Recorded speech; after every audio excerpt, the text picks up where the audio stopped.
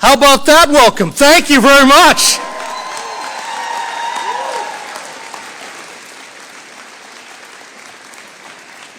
Let me start by ensuring that everyone in this room, let's give the warmest West Virginia welcome to HHS Secretary Robert F. Kennedy, Jr.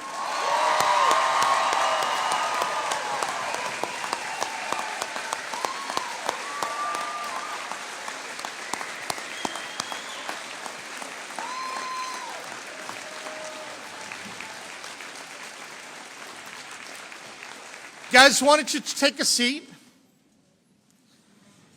I want to thank everyone so much for being here. I want to thank all of the elected officials. I want to thank our wonderful First Lady of the state of West Virginia, Denise. I want to thank the leaders of the MAHA movement in West Virginia.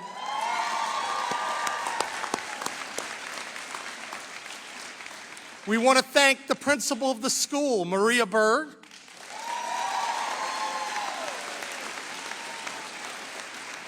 Our secretaries of Health and Human Services, Dr. Arvind Singh and Alex Mayer.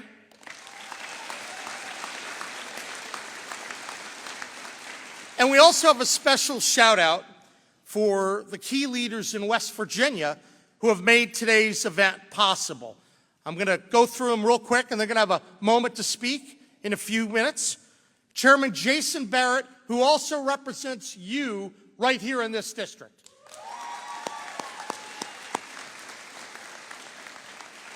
We have Chairman Evan Worrell.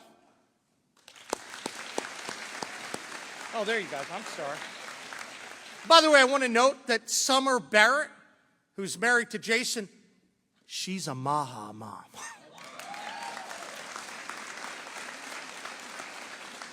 We have Chairwoman Laura Chapman, good friend. Thank you for coming up. And Chairman Adam Burkhammer. Adam's been a big leader here. Thank you. But most of all, we're really grateful for our special guest, RFK Jr. And quite frankly, not just for being here, but being one of the few voices in the country willing to speak the truth, even when it's inconvenient.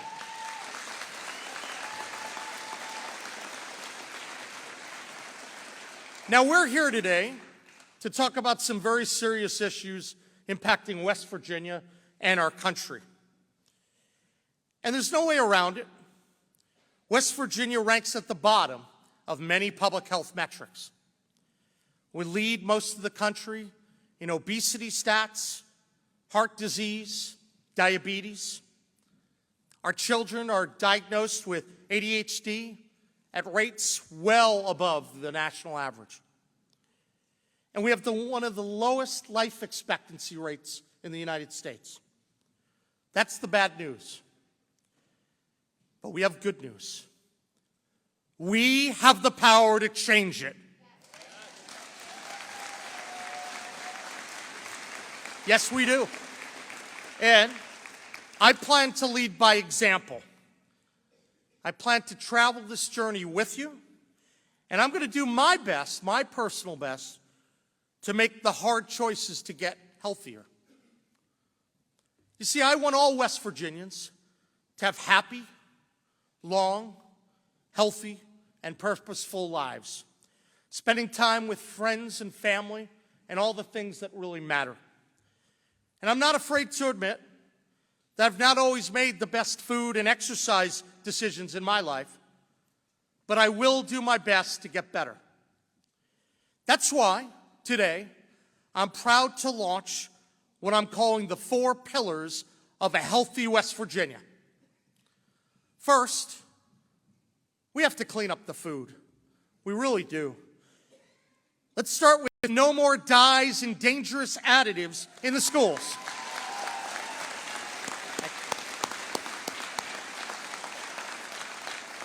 We know that studies show that can lead to issues with hormones and hyperactivity and learning challenges for our kids and even cancer. Our kids deserve better, and now they're going to get it. You deserve that. That's why, earlier this week, we took the first step to remove those harmful dyes from school nutritional programs and food items throughout the state.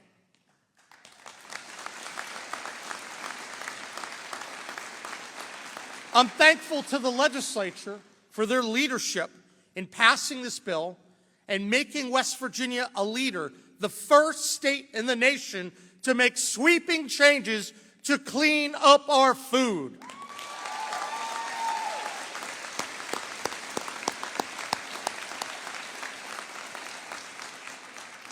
I'm hopeful that this new law is going to lead to a broader national discussion and FDA action so we can have more consistent policies across the nation. I'll start with our second pillar, find purpose, find health. Throughout all of our 55 counties, I want all West Virginians to find a purpose that helps them spring out of bed in the morning and helps them lead healthy and purposeful lives. As the state with the lowest workforce participation rate in the country, one of my priorities has been getting West Virginians back to work. Yep.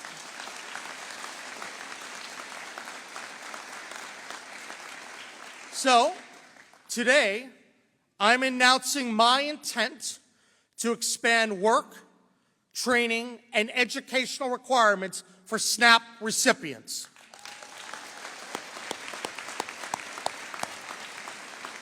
You know, I think we can all agree, work is good, work is moral, and it helps us to be stronger in the mind and the body, and we need more of that right here in West Virginia. Outside of limited exceptions, if you have the ability to work, you should. Pillar 3, move your body, change your life. I think all of us know the benefits of exercise, not only for our physical health, but for our mental and spiritual well-being as well. Now look, I stand before you today. I'm not pretending to be a fitness guru, certainly not the way it may have been 30, 40 years ago. But I have asked Secretary Kennedy to be my personal trainer. And he hasn't said yes yet, but I think he's sizing me up as a major renovation project. You know, unfortunately, most of us don't get the exercise we need, myself included. But in order for us to get healthy and start to move the needle in terms of where we rank in many of the public health metrics, we all, as a state, must start exercising more now.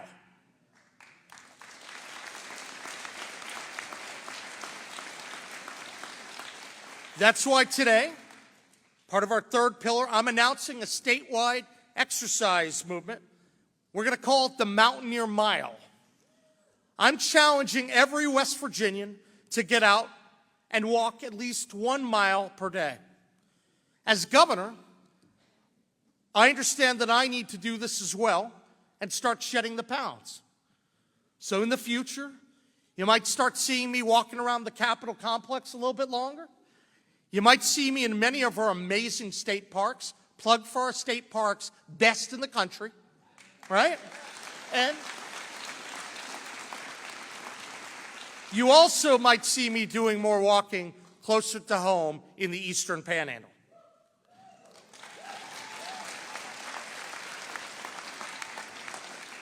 Our fourth pillar, we want to reward healthy food choices. We need to change the SNAP system so that West Virginians are incentivized to make healthy choices, like choosing fresh produce, lean meats, and natural foods over a lot of the ultra-processed crap that barely qualifies as food, right? So, beginning today, we're asking for help to realign SNAP so that good food choices are easier to make. If taxpayers are paying for it, let's make sure it fuels health, not disease.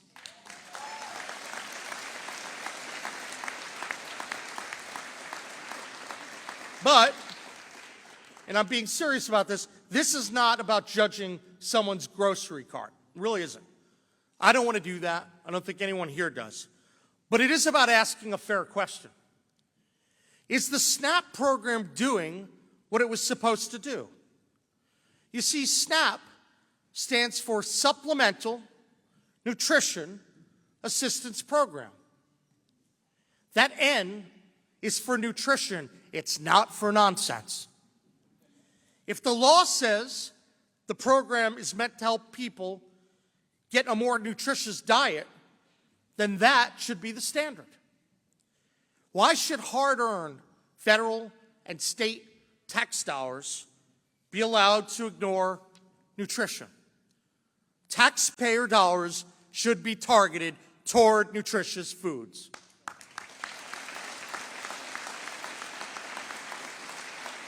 That is why today I'm also intending to request a SNAP waiver from the federal government to no longer have taxpayer-subsidized soda as an entitlement under SNAP.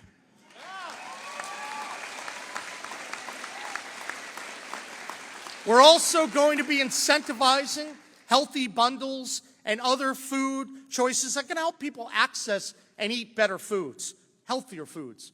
That healthy bundle and other programs, that's going to expand access to healthy food choices in this area and all 55 counties in the state.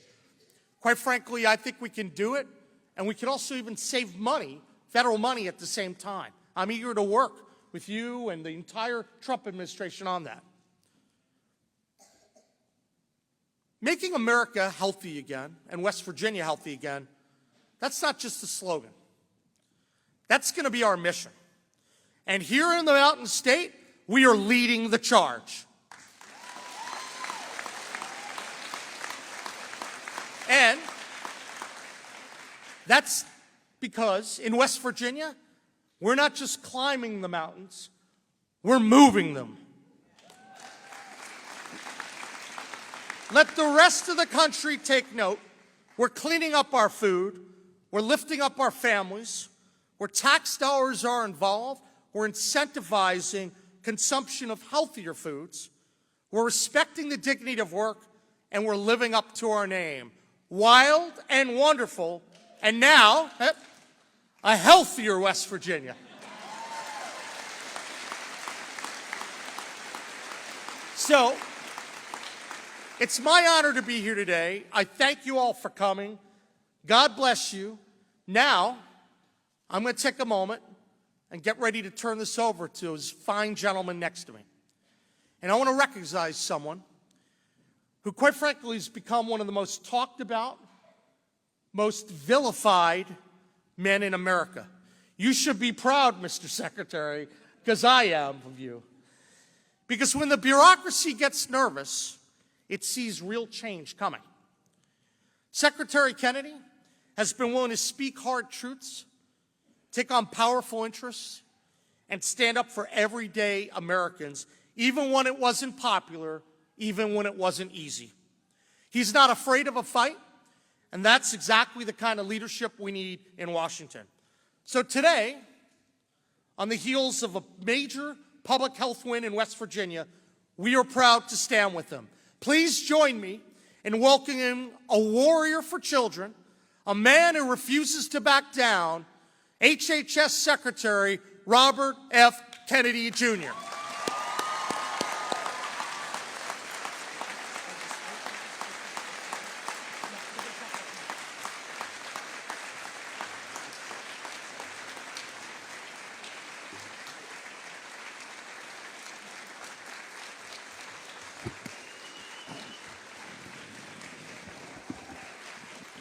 Thank you, everybody.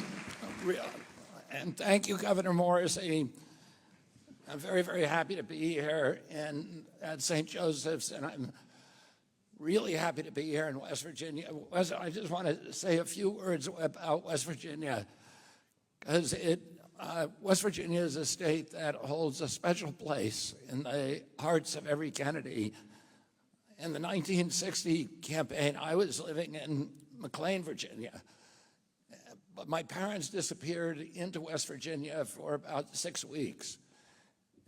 And we didn't see them, as well as all of my aunts. My uncle, President Kennedy, who was then in the Senate, was running for president. And the consensus wisdom around the country was that a Roman Catholic, could not be elected president of the United States. Al Smith had run against President Roosevelt. He was a Catholic from New York, Catholic governor, very, very popular. And when people found out that he was Catholic, there was a resurgence of the Ku Klux Klan. There were crosses burned all across the country. And he lost the election catastrophically. And people just felt, Americans felt, and the pundits all felt, that America would never elect a Catholic president. When my uncle decided to run for president, he knew that he had to win West Virginia. West Virginia had the lowest number of Catholics, less than 2% of the population was Catholic. And it was thought to be a place where there was a lot of anti-Catholic prejudice. It had voted overwhelmingly against Al Smith. It was critical to my uncle's campaign that he win this state and show the country that a Catholic could win the presidency. He came down to West Virginia, and his objective was to shake the hands of every person in West Virginia. And I think he came very close.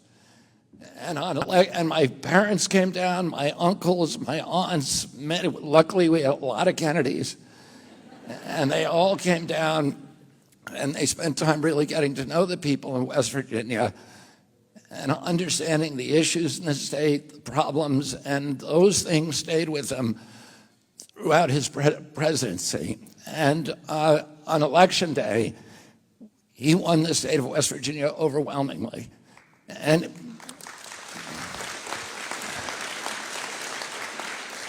during his presidency, he always believed that he would not be president if he had not won this state. And he never forgot that relationship and that bond that he had formed and that so many members of my family had formed with the people in this state, the affection and the warmth with which they were greeted and embraced. And it's something that now, 70 years later, everybody in our family has this very, very strong affection and bond to this state. And I've been lucky enough that I've been able to spend a lot of my career doing work in this state, in the mining country, and trying to end pollution and give people a chance to live healthier lives. I want to thank Governor Morrisey for his visionary leadership. I got to know Governor Morrisey early in the transition. We were both down in Palm Beach working on the transition in Mar-a-Lago. And we were both invited to stay during that time at Dr. Oz's house. And I got to know, I said to Dr. Morrisey, or Governor Morrisey, the first time I saw him, I said, "You look like you ate Governor Morrisey." And there was a lot of talk about getting healthy again, and I'm very happy that he's invited me to be his personal trainer.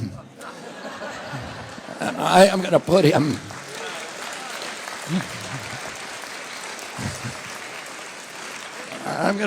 on a really rigorous regimen. And we're going to put him on a carnivore diet. We're going to make him raise your hand if you want Governor Morrisey to do a public weigh-in once a month. And then when he's lost 30 pounds, I'm going to come back to the state and do a celebration and a public weigh-in with him.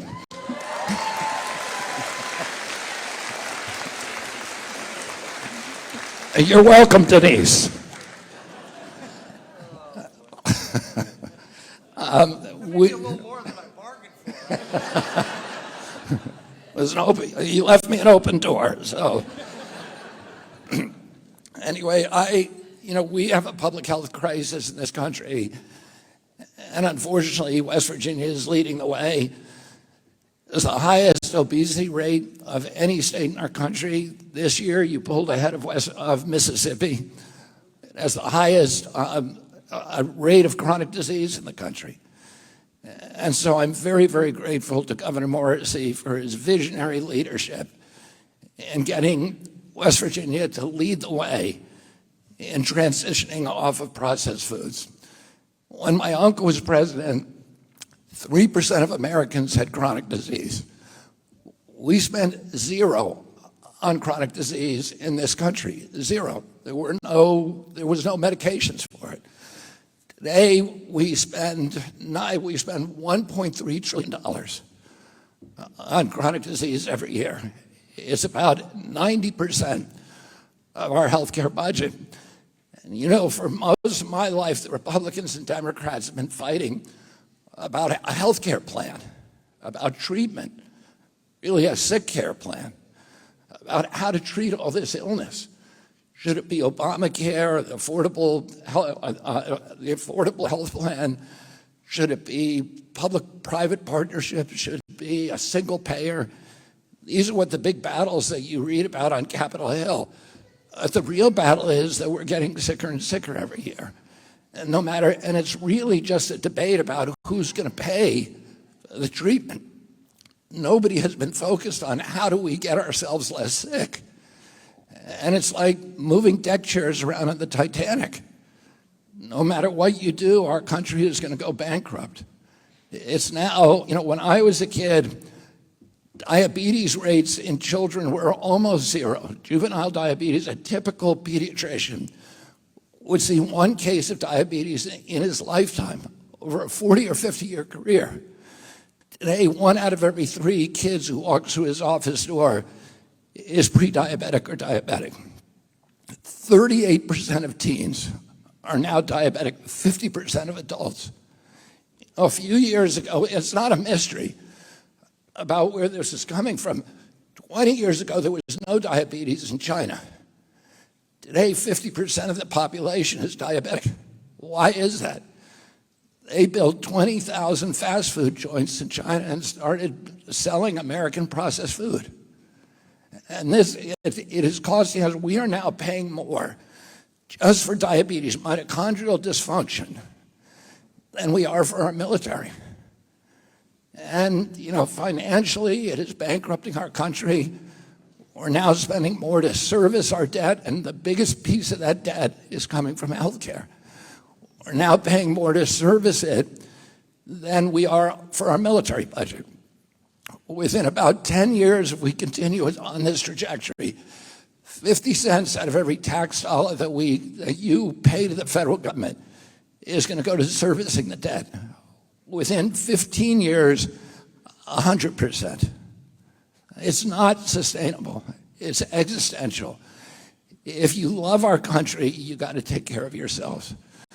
President Trump said that he wants to make America healthy again, but he wants to make it strong again. We cannot have a strong country if we have sick citizens. President Trump says that he wants to restore the American dream. But a person who is healthy has 1,000 dreams. A person who is sick has only one. And there is 60% of our country now that has only one dream, which is to get better. And we need to give them a pathway to doing that.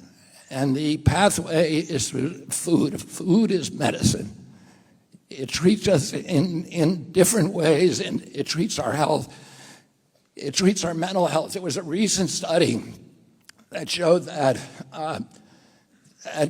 when they switched the diet in prisons, that violence went down to a whole food diet. That violence went down by about 70%.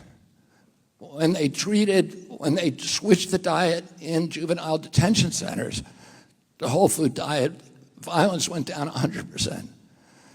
There's a scientist at Harvard now who is curing schizophrenia with a carnivore diet. So the loneliness, the dispossession, the crisis that we have in mental health, in suicide, in ADD, ADHD, all of these are linked, and particularly to the dyes. It's very clear the dyes that Governor Morrisey is banning. all of them are linked in very, very strong studies to ADHD and to cancers.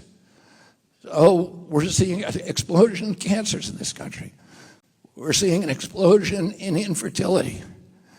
Teenagers today have 50% of the sperm count and 50% of the testosterone of 68-year-old men. Girls are now reaching puberty 6 years earlier than they're supposed to, between 10 and 13 years old. Other countries are not experiencing this.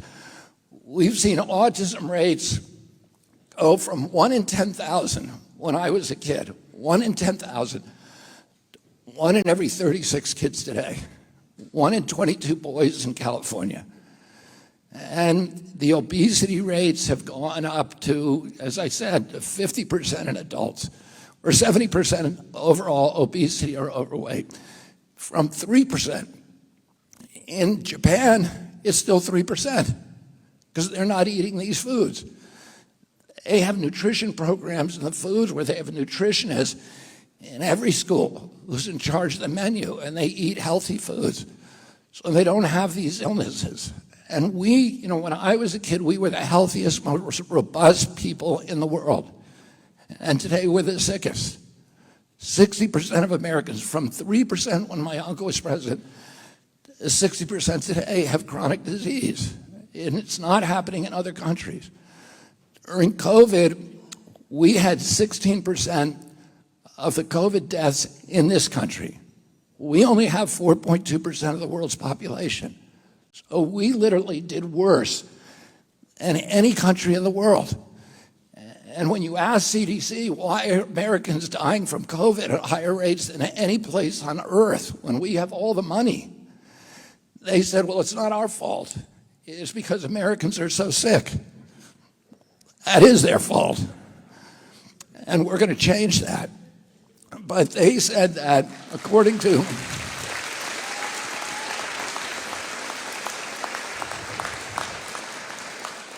CDC, the average American who died from COVID had 3.8 chronic diseases. So they had diabetes, they had obesity, and maybe asthma, and one other thing. And it was the chronic disease really that was killing them. Healthy kids were not dying. Healthy Americans were not dying of COVID. It was a disease that attacked the sick. And that's true with all infectious diseases. If we can make ourselves, the biggest thing that we can do for pandemic preparedness is to make ourselves healthy again. We're now, 74% of American kids cannot qualify for military service because of chronic disease. So this is affecting our national security. It's destroying our economy. It is existential for this country. And we need to change it. And I am so happy that you have a visionary governor in this state and that West Virginia is now leading the way.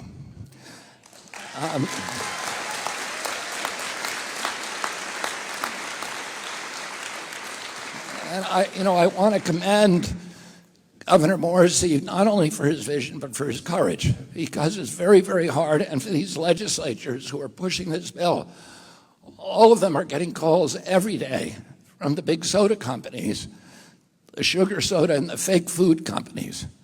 We're not eating food, we're eating food-like substances. And I'll tell you what happened. I was involved in the tobacco litigation back in the late 1980s. And the tobacco companies were, at that time, the cash-richest companies in the world. But they saw the writing on the wall. They saw that the consumer base was turning against them. People were stopping smoking, and that they were being prosecuted and sued successfully. So they settled those lawsuits, but they also started shifting their resources to diversify their companies. And they went out and they bought the food companies. So by 1994, the two biggest food companies in the world were R.J. Reynolds and Philip Morris, tobacco companies. They took about 10,000 scientists who were all engaged in nefarious ways to make tobacco more addictive. and they put them to work making food addictive, inventing ingredients in the laboratory that would make it do things to food. For example, they found out that food that you fill up, your brain tells you your stomach is filled, in part by counting the number of times you chew. So they started adding softeners to our food so that you wouldn't chew so much. So you'd have a sense that you're unsatisfied, you're insatiable, you're never full, so that you keep pouring it down your mouth. And that's just one of the many things they did. They added sodium and sugar. Sugar is as addictive as crack, and it's almost as bad for you. It kills you just as surely, it just kills you a little slower. It feeds tumors, it destroys your body, it destroys your brain. And they added more and more sugar to make us addicted to their products. And these companies are now, just like the tobacco companies were, are flooding into the offices of your state leaders and legislatures, the governor, and they're telling him he's making a big mistake. They're telling him that they're going to stop writing checks, that they're going to run people against them, that they're going to destroy their political careers. And Governor Morrisey was telling me that he met with the soda companies this week, and they said to him, you need to be educated about this. And they said, you know, food stamps is not a nutrition program.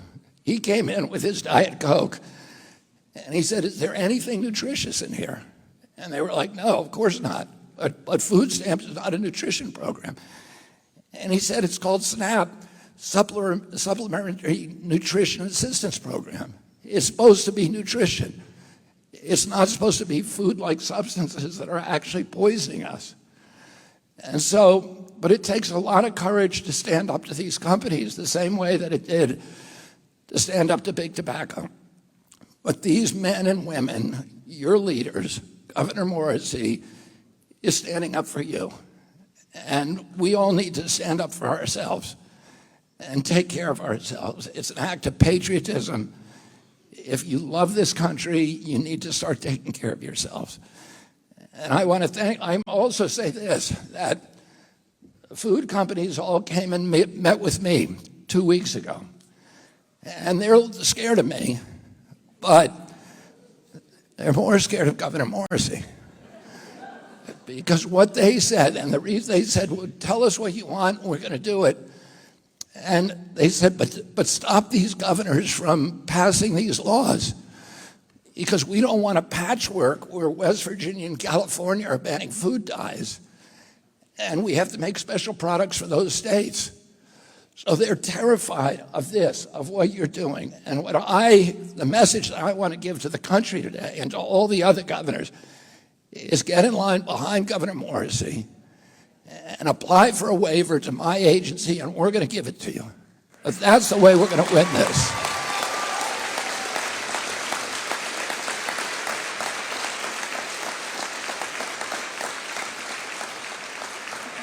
I want to thank all of you. I want to thank the Maha moms who got me into this office, and President Trump, who has given me free rein to do anything I need to do to make America healthy again. And then I particularly